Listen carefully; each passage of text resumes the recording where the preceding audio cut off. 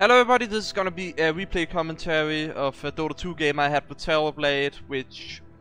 Like, right now it looks like a nightmare situation because there's 7 kills ahead and we only have 1. And if we go to, like, kills here, we can see that... Well, their mid is doing way better than our mid and most of the team is kinda starting to feed a bit here. But if you look at last hit denies, I have 55 denies and 92 last hits. I'm not sure like how many are familiar with MOBAs, but denies is basically when you kill your own creeps. This is not something that all MOBAs have. And when you kill your own creeps, you get a bit of experience and you deny the enemies nearby all the gold. Plus you keep the lane in the same position if you do it properly. So I've been sitting here in like this area here for pretty much 12 minutes just farming myself a Radiance, which is an item that just got delivered to me by the courier. I think I purchased the final piece for it at like 11:30. And it just arrived, and I'm just in a very good position, I think, and feeling very good about it. Now, Terrorblade is kind of my main, so to speak, like my best hero, the one I prefer playing, like the one I've... Not the one I've played the most, though. But if we go look here, I have 186 games with him, 128 wins, 58 losses, and then almost a 70% win rate with him. My best streak, like winning streak, is 8 in a row. And my best records for kills is 22. My best records, like, basically not dying in a game, like playing a game to the finish without dying. My best assist is 34, that's a recent record actually. My best GPM is 847 and 800 XPM. And my average is by basically 8 kills, 4 deaths, 12 assists with this GPM and XPM. This also includes game where I've just been absolutely stomped so hard that I probably have 6 deaths and... You know, basically where I never got a chance to carry. Where, in this situation, it's like the opposite. Because I just come online because I've got my farming item now. I'm basically done farming, initially at least, and I'm ready to start carrying. And sometimes the game, like, they're pushing for the finish at 12 minutes because your team isn't that good. Like, they've lost all lanes. It's a bit like how it's looking now. But this is where my moment to shine comes. Just picked it up, and I'm feeling very good. I feel like this game is in the bag now. But I get ganked. My ultimate allows me to swap HP with a target. It have a rather long cast time, so it's not as strong as it sounds, but it is strong. This hero basically have 3 ultimates, but he's a bit more balanced around it, so it's not like all of them are super OP. The one being that, you know, you have the Sunder, but his disadvantage is he's actually very squishy. He dies very fast, especially to magic damage, which is also why, like, the Shadow Fiend here almost just killed me there. Even though I swapped HP, he still almost killed me. You saw how fast I just dropped, so he still, like, had the better situation there. This ability is Metamorphosis. He basically becomes a lot stronger, he loses a bit of movement speed, and so he becomes a bit slower.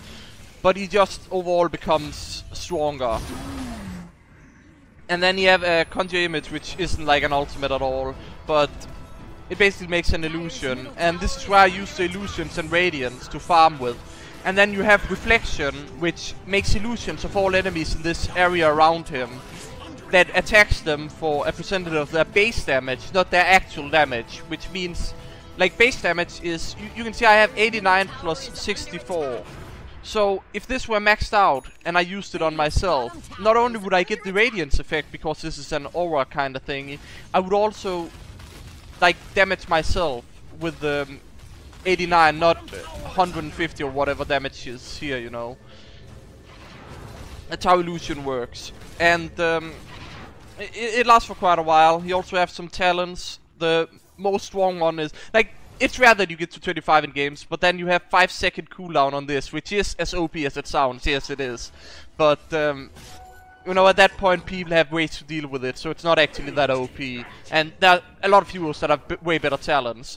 And at 20, this is the big kicker, because you have 10 seconds cooldown reduction on this, which means that it almost have 100% uptime, which is just insane in a fight if you can survive. That's also why I prefer building Radiance, because this item is just better the longer you're alive.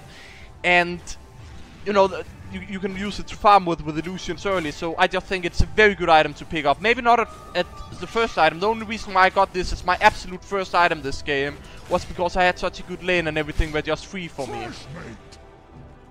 I don't even, you know, need to last it. Yeah, I can just, as I did, kite them a bit away from the tower while the Radiants tick and then pick them up, you know. So I'm going for Linken's because they have a punch which can lock me down for, you know, 3 seconds, as it says here. And that's something you don't want on Terrorblade, because then you can't sunder. Again, there are several heroes that can deal with this. Arguably their lineup isn't that good at dealing with it, but a lot of heroes can just easily deal with it. They also have Medusa, which is a very strong illusion counter. But I have this ability, which, because you have an ability that, or passive, that allows her to split shot. You just also saw me swap HP with the Shadow Fiend there and winning the fight for my team. But I basically make her attack her entire team because you have 3 extra targets on attacks, and it's a passive. And I believe this is where the game is like starting to turn in our favor. We're actually having a lead for probably one of the first times in this game, even though I've had complete free farm. And since last hits is probably not that important anymore, we'll just go and look at the net worth first to see how the game has been progressing. The only reason why Invoker's actually keeping up, even though he's not doing that well, is because he went for Midas, which is a very common pickup for Invoker, because Invoker needs levels. It basically gives him, every time he uses it, with a 100-second cooldown, 200 gold and about 2 times experience. Also, I basically got dismembered there, but I have team backup, luckily, because Dota 2 is a team game. Also, the reason why this guy is that high level is because he's secured me my lane. Like, I didn't show that because it was the first 11 minutes. I don't think that's interesting to just see me last hit, while this guy is basically trying to distract their offlaner, which was this guy, to, you know, basically make space so I can farm. A lot of the games I play with Terrorblade, I don't get that space. Sometimes I'm being left completely alone against 3 enemies, and I'm like, what did I do to deserve this? And then my entire team fails the other lanes, even though they are 4 versus 2. But I've had some very unlucky games with Terrorblade, but the reason why I also go Terrorblade is because even in those games, I can come back with the Radiance, a lot of them. And that's why I have such a high win rate with Terrorblade. Now his average win rate, I believe, currently is, I believe, 52% win rate, maybe 51%.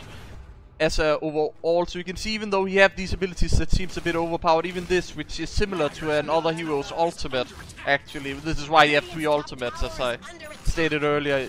Didn't finish that statement, but that is like his last ultimate in that sense, even though it's not really. But it's because another hero have a, you know, you could call it a rather weaker ultimate, but it's basically the same as this, except the illusions can be killed, these can't. And they last way longer, like way longer. So that is where he kind of have 3 ultimates in that sense. His primary ultimate is Metamorphosis though, even though it's not his actual ultimate, because it's have a long cooldown, like an ultimate would. And the others doesn't really have that much. You can see like this goes all the way down to 5 seconds with the talents, but it's at like 40 when it's maxed out. While this is always at a high cooldown. So seeing as I'm the carry, it's important to always keep farming. That's why I'm going up in the net worth. And I've also started to take fights as I have the Radiances, and you know, as a result I'm ready to fight. Now I think we should speed up this more. Just a bit here. So my team were failing a team fight there, and I decide, you know what, I can do stuff. So I decide to go in.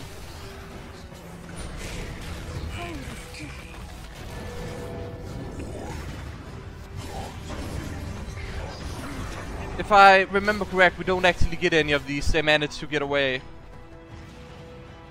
But we still manages to get one guy and establish some ground. Like this could have easily gone our way and we could have gotten 3 kills for potentially 2.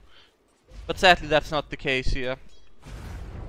We just resume to farming and pushing basically. This is where the Radiance is very good, because I can actually just farm elsewhere while my illusions are down here and having a very good time Just farming.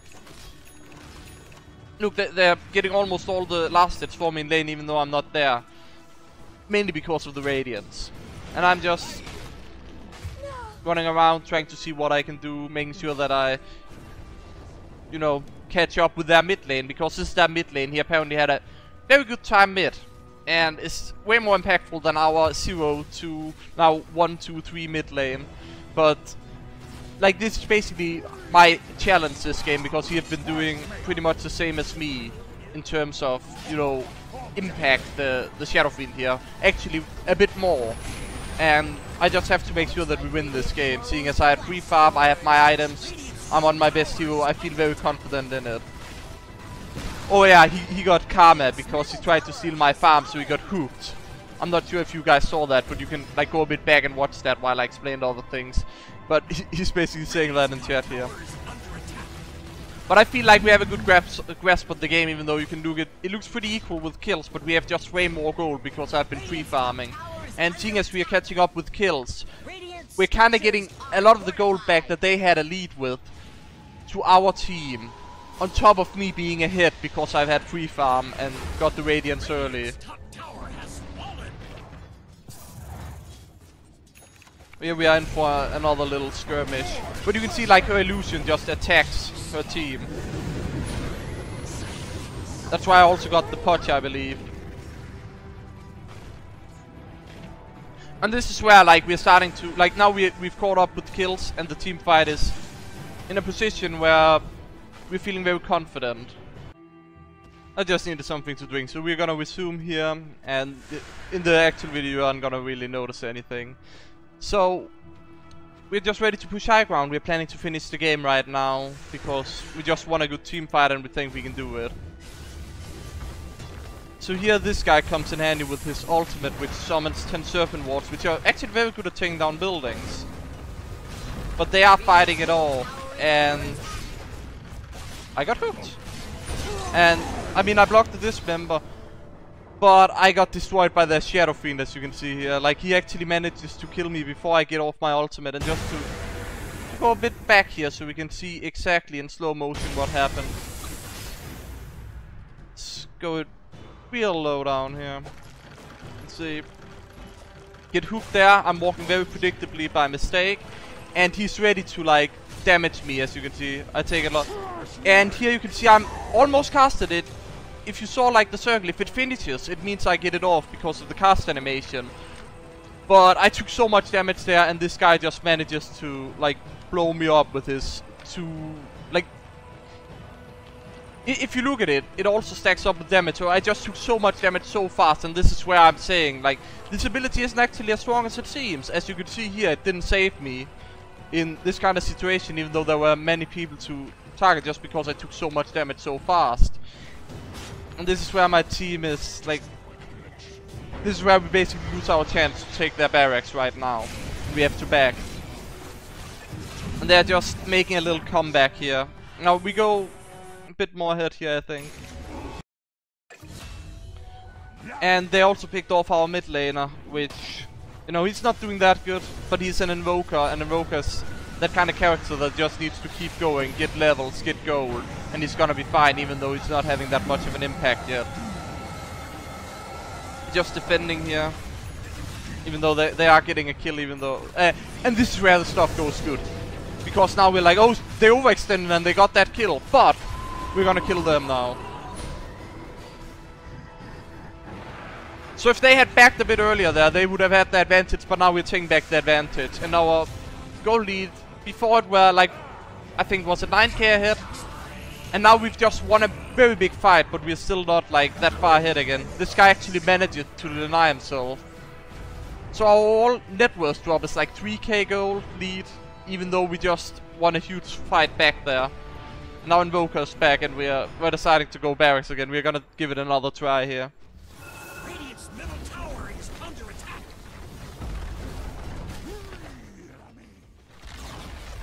Radiant's middle tower has fallen. Now this is where I tell our Shadow Shaman here that if he can go top and place his ultimate to like try and make sure that we get the attention split and try and get 2 pair of barracks if possible. just use my ultimate to make sure that I'm full HP in case they decide to jump me. But they have one guy who's taking attention of that, but that also means that we can get the tower here, pretty much. Not exactly, but it's gonna fall in just a moment. We have a catapult. There we go. We also get a kill. So we got 2 tier 3 towers, which is the ones protecting the barracks. And a kill off of that. So that was pretty good engagement. Now, the thing is, we decide to... With our 10k lead here, we should be able to finish, but we don't want to risk anything. They have a very scary lineup, especially the Shadow Fiend here is very scary. So we decide to farm for a bit, make sure that we really got this game. And then we decide to take Roche after a while. Now we have like 13k gold lead, and I actually have my Scardia and almost my Manta. So we're getting the Immortality Aegis. It means that he respawns when he dies for the Invoker here. And then we decide to try and finish off the game now.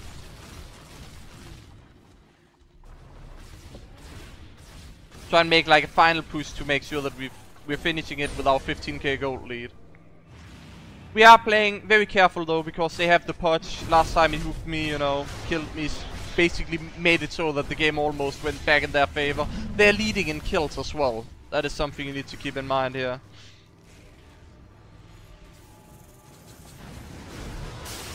So we're just being very careful here. Slowly, steady. Wins the race, you know.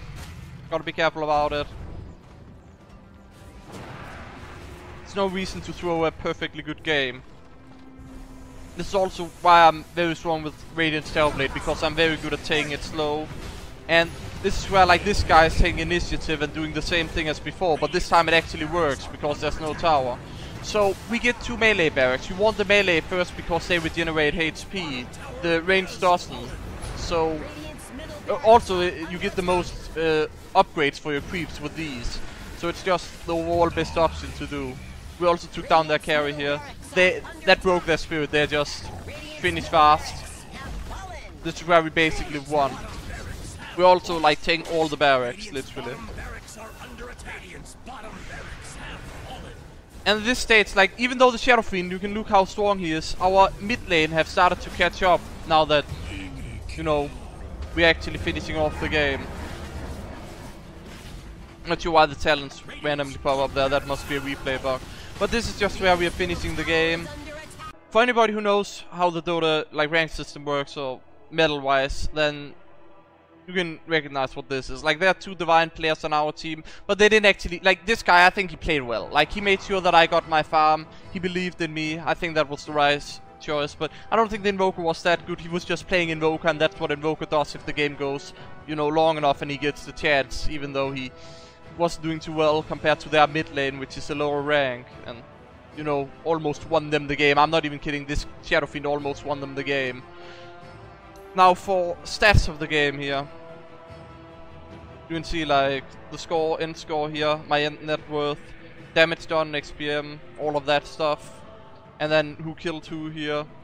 People who doesn't know about the medals, I'll show you. Like the highest one is divine, but then if you're like the top 1000 divine player, you can see there's like a medal for that. If you're top 100 divine player, then there's a medal for that. Top 10, and the best player in the world have a, you know, a 1. And then you can see all the other medals. I'm Ancient 4, so I'm actually close to Divine, which is the highest rank. And I would love to get there eventually. But I'm not sure I have the time for it. I'm trying to, but it's like it's gonna reset every 6 months. So I have like the first 6 months of since they implemented this medal, because this is the first time they've implemented this medal to actually get it. But that's just to, you know, show the skill level that this game we're at. And just for anybody wondering, hope you guys enjoyed this. I'll see you again next time.